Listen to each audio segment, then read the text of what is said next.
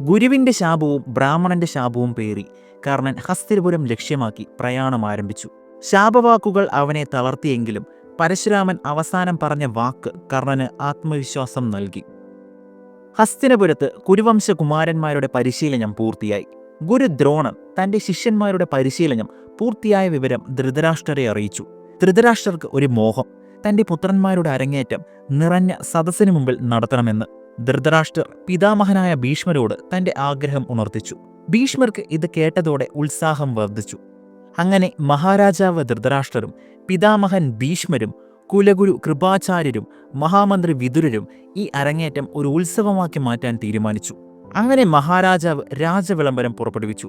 രാജ്യത്തിലെ എല്ലാ പ്രജകളെയും മറ്റു രാജ്യത്തിലെ രാജാക്കന്മാരെയും ക്ഷണിച്ചു.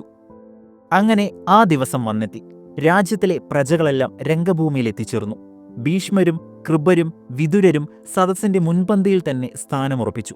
കുന്തിയും ഗാന്ധാരിയും അവിടെ തോഴിമാരോടൊപ്പം എത്തി. അധ്യക്ഷനായി ഗുരു ദ്രോണരും ഒപ്പം പുത്രൻ അശ്വത്ഥാമാവും അവിടെ ഉണ്ടായിരുന്നു. കൗരവകുമാരന്മാരുടെ അഭ്യാസ പ്രകടനമാണ് ആദ്യം അരങ്ങേറിയത്. അവർ ഓരോരുത്തരായി വന്ന് അവരുടെ അരങ്ങേറ്റം ഭംഗിയായി പൂർത്തിയാക്കി.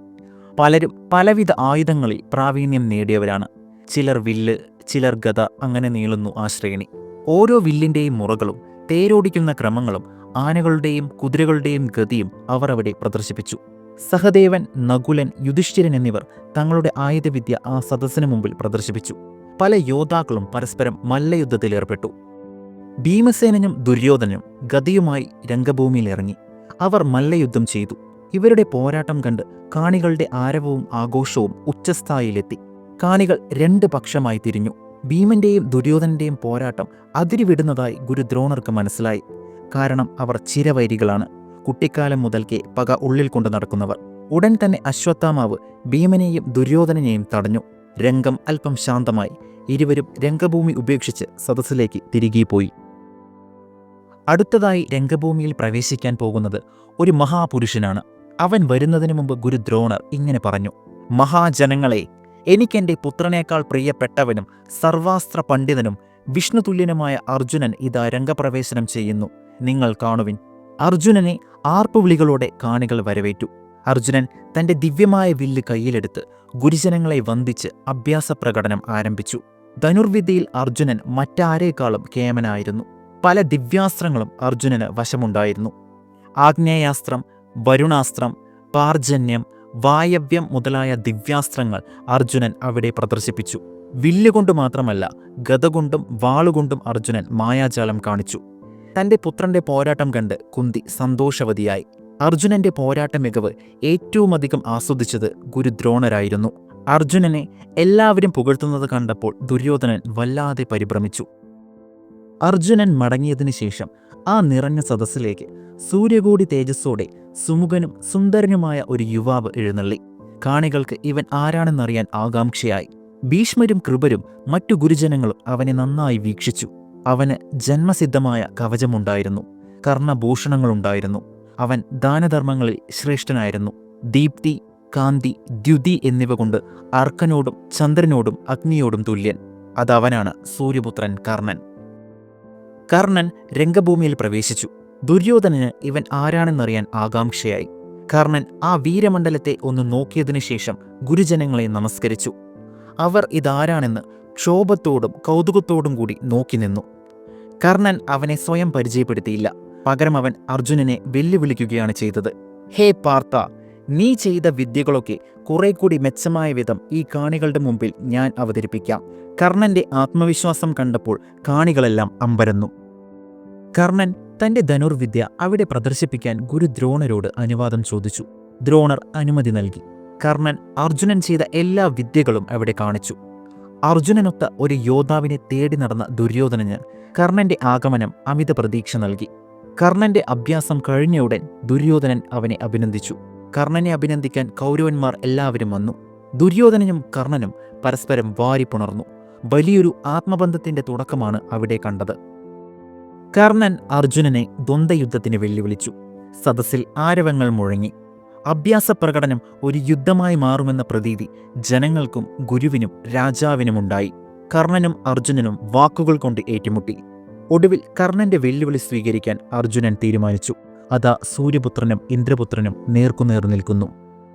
കുരുവംശത്തിന്റെ കുലഗുരുവായ കൃപാചാര്യർ മുന്നോട്ട് വന്നു. ദ്വന്ദ്വയുദ്ധത്തിന്റെ നിയമങ്ങൾ അദ്ദേഹം സദസ്സിനു മുമ്പിൽ വിശദീകരിച്ചു. ദ്വന്ദ്വയുദ്ധത്തിൽ മാറ്റുരയ്ക്കുന്ന 2 യോദ്ധാക്കൾ സാമർത്ഥ്യത്തിൽ മാത്രമല്ല, കുലത്തിലും വംശത്തിലും തുല്യരായിരിക്കണം. അതായത് ക്ഷത്രിയൻ ക്ഷത്രിയനോടും രാജാവ് രാജാവിനോടും രാജകുമാരന്മാർ രാജകുമാരന്മാരോടുമാണ് പോരാടേണ്ടത്. ചുരുക്കത്തിൽ ക്ഷത്രിയനായ അർജുനനും സൂതനായ കർണനും പരസ്പരം ഏറ്റുമുട്ടുന്നത് സംഭവ്യമല്ല എന്നർത്ഥം. കൃപാചാര്യർ അർജുനന്റെ കുലവും ഗോത്രവും പ്രകീർത്തിച്ച് സംസാരിച്ചു. ശേഷം കർണന്റെ പിതാവ്, മാതാവ്, കുലം എന്നിവ വിശദമാക്കാൻ ആവശ്യപ്പെട്ടു. കർണൻ ഒന്ന് അന്താളിച്ചു. ശേഷം അവൻ രംഗഭൂമിയിൽ തലകുനിച്ചു നിന്നു. കർണന്റെ ഭാവവ്യത്യാസം ദുര്യോധനൻ മനസ്സിലാക്കി. കർണന്റെ മുഖഭാവത്തിൽ നിന്നും അവൻ ക്ഷത്രിയനല്ല എന്ന് ദുര്യോധനൻ തീർച്ചപ്പെടുത്തി. കർണനെ തന്റെ പക്ഷത്ത് ഉറപ്പിച്ചു നിർത്താൻ ദുര്യോധനൻ ഒരു ഉപായം കണ്ടെത്തി. ദുര്യോധനൻ കൃപാചാര്യരോട് ഇങ്ങനെ പറഞ്ഞു: ആചാര്യ, ശാസ്ത്രനിശ്ചയത്തിൽ 3 വിധത്തിലാണ് രാജാക്കന്മാരുടെ ഉത്ഭവം. 1 നല്ല രാജകുലത്തിൽ ജനിച്ചവൻ, 2 മഹാശൂരൻ, 3 വളരെ വലിയ സൈന്യമുള്ളവൻ. ഇവരാണ് ആ 3 തരം രാജാക്കന്മാർ. കർണൻ ഒരു രാജ്യത്തിന്റെ രാജാവാണെങ്കിൽ അവന് അർജുനനുമായി യുദ്ധം ചെയ്യാം. പക്ഷേ കർണൻ ഒരു രാജാവല്ല. എന്നാൽ ദുര്യോധനൻ ആ ന്യൂനതയാണ് ഇപ്പോൾ പരിഹരിക്കാൻ പോകുന്നത്. ദുര്യോധനന്റെ അധീനതയിലുള്ള അംഗരാജ്യം കർണന് നൽകാൻ അദ്ദേഹം തീരുമാനിച്ചു. ദുര്യോധനൻ തന്റെ പിതാവിന്റെ സമ്മതം വാങ്ങി കർണന്റെ പട്ടാഭിഷേകം നടത്തി. അങ്ങനെ കർണൻ അംഗദേശത്തിന്റെ രാജാവായി.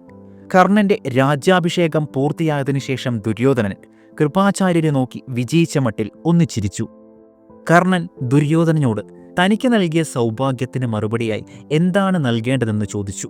ദൃഢമായ സഖ്യം മാത്രം ഞാൻ ഇച്ഛിക്കുന്നു എന്നായിരുന്നു കൗരവ പ്രധാനിയായ ദുര്യോധനന്റെ മറുപടി. ശേഷം വൃദ്ധനായ ഒരു സൂതൻ ആ രംഗഭൂമിയിലേക്ക് കടന്നുവന്നു. കർണൻ ഓടിച്ചെന്ന് അദ്ദേഹത്തെ ആലിംഗനം ചെയ്തു. അത് കർണന്റെ പിതാവായിരുന്നു. അങ്ങനെ കർണൻ ഒരു സൂതനാണെന്ന് എല്ലാവരും മനസ്സിലാക്കി. കർണനെ ചുറ്റും കൂടിയവർ സൂതനെന്ന് വിളിച്ചു പരിഹസിച്ചു. ശേഷം ഭീമൻ കർണനോട് ഇങ്ങനെ പറഞ്ഞു: എടോ സൂതപുത്ര, നീ പാർത്ഥന്റെ കയ്യൂക്കുകൊണ്ട് പോരിൽ ചാകരുത്. നീ നിന്റെ കുലത്തിന് യോജിച്ച ചമ്മട്ടി കയ്യിലെടുത്തുകൊള്ളൂ. ഭീമന്റെ ഈ പരിഹാസം കേട്ടപ്പോൾ കർണൻ മറുപടിയൊന്നും പറഞ്ഞില്ല.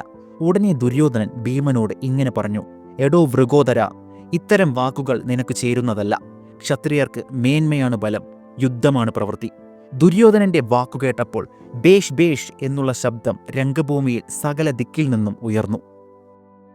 ശേഷം രംഗം ശാന്തമായി. കർണന്റെയും ദുര്യോധനന്റെയും നീണ്ട സൗഹൃദത്തിന് അന്നവിടെ അടിത്തറയിട്ടു.